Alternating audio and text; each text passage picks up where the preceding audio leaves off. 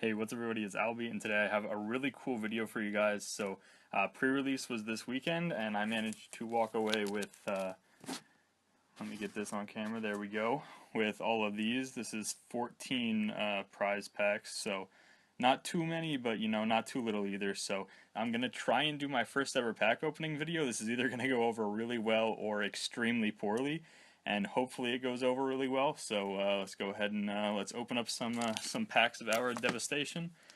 We got 14 packs to get through. I don't know if I'm supposed to be opening these on camera or off camera. I'm really not sure. I also don't know what you guys want in terms of should we go through the commons or just the uncommons. I think for the first like 3 packs we'll go through the commons. So this card isn't too bad. This card's a nice little combat trick. Obviously, I'm talking about these in terms of limited. This card's a good removal spell. This one is usually unplayable. Good little 2-drop. This card has actually been extremely surprising. I think this card is a lot better than most people give it credit for. I did not expect for an 0-4 to come into the format and actually do well, because things like Afflict and all the other evasive small guys make it a lot worse. But the Desert Synergies and being able to ping for 1 every turn has been pretty good for this Wall of Forgotten Pharaohs. This card is basically unplayable. This card is also basically unplayable. If you really need mana fixing, then I guess. This card is fine. It's not good. You don't want it in your deck, but if it ends up in your deck, you're okay with it. This card is also fine. A nice little lizard. We go to the uncommons now. This is the first one. This is Jace's Defeat. These cards are strictly sideboard. Should never be in your main deck. Claim to Fame is a good little one. This one might end up seeing play in Death Shadow for Modern. So this is a nice little pickup to have in our prize packs here. We have this nice little Overrun effect, which is pretty good.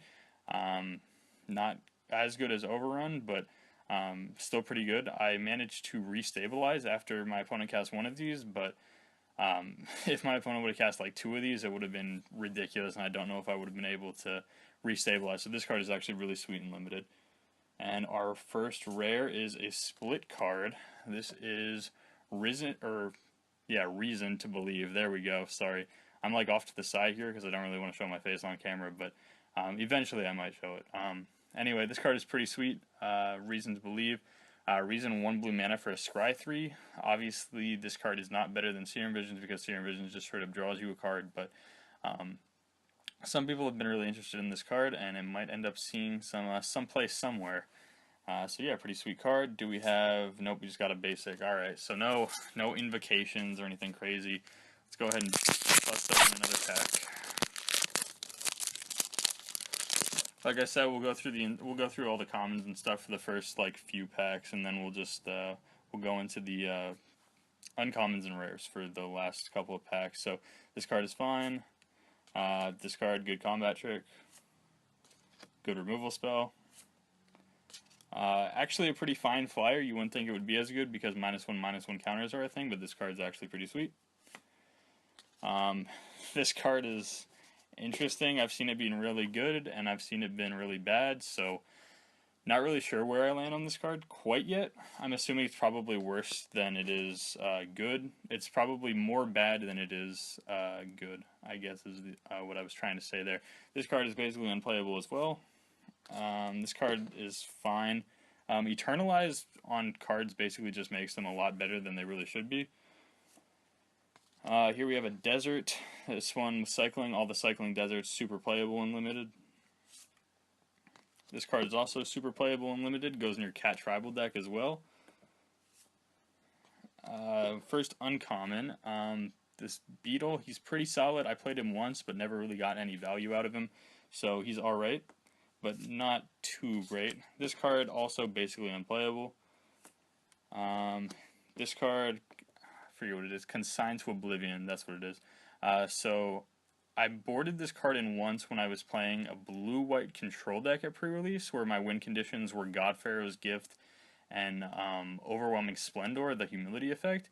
And I boarded this in once. It didn't make my main deck, but it ended up being fine because my opponent had a lot of pump spells and a lot of things that I wanted to just remove their creature so that they couldn't get the pump spell effect. and then it would fizzle their spell. Here we have our rare, which is Ramunap Cultivator.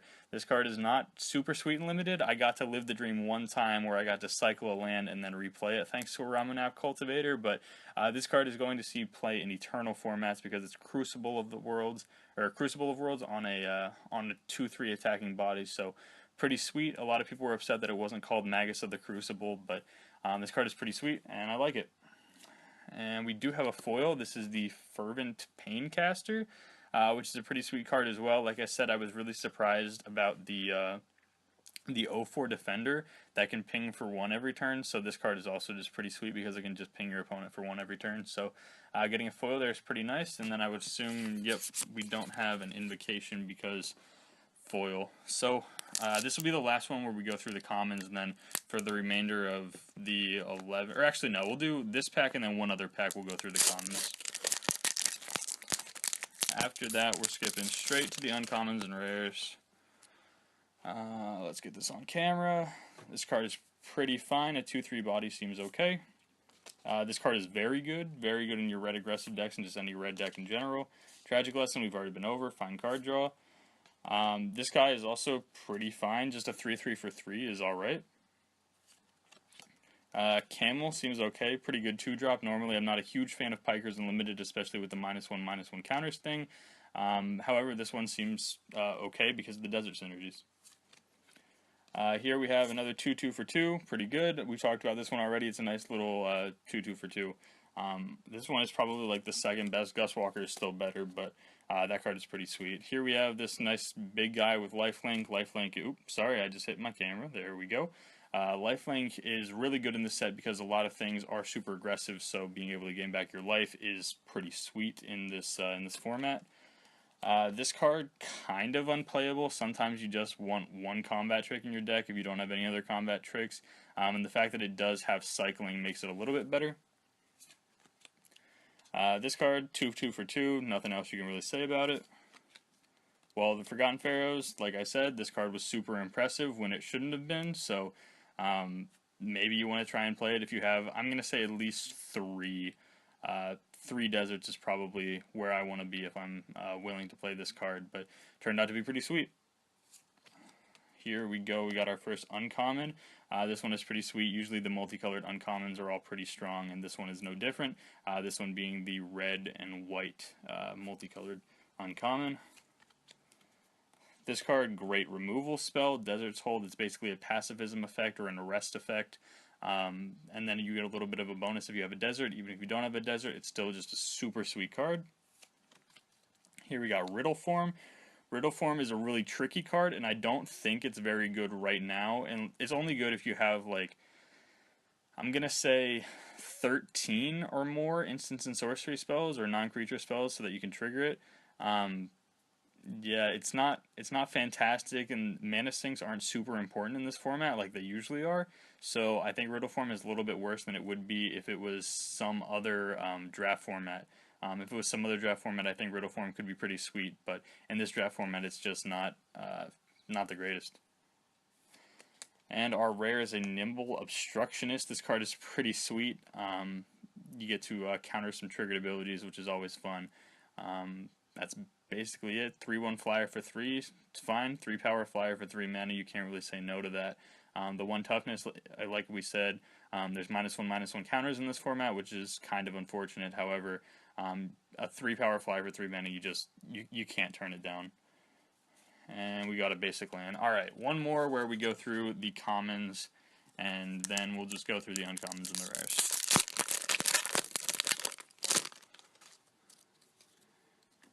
See if we can open up something sweet. There we go. This card is pretty sweet for Pauper, and this card is actually one of the cards that I'm going to be talking about in the article that I'm writing, the one about 10 standard decks that you could be playing. This card is very, very sweet.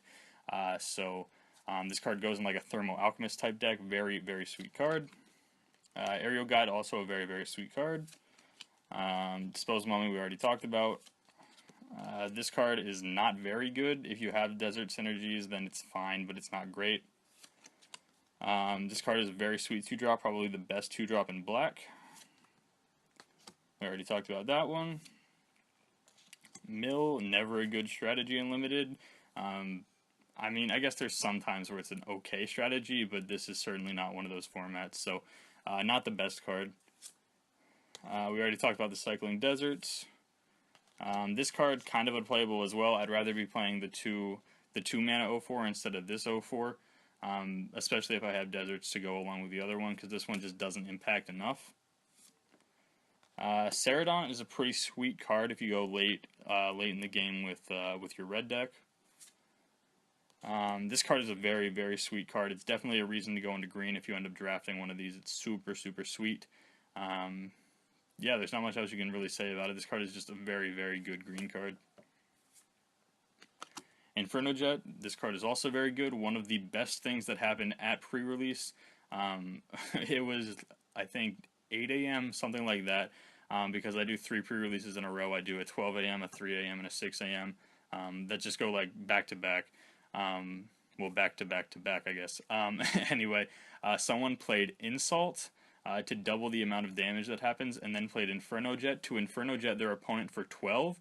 Their opponent was totally taken off guard by this. They should have been able to win the game easily if this didn't happen. This was like basically the only out that was possible was Insult plus Inferno Jet, and it happened. And so the guy just looked at the board state, picked up his cards, and said, "I'm leaving," and then just walked out of the store.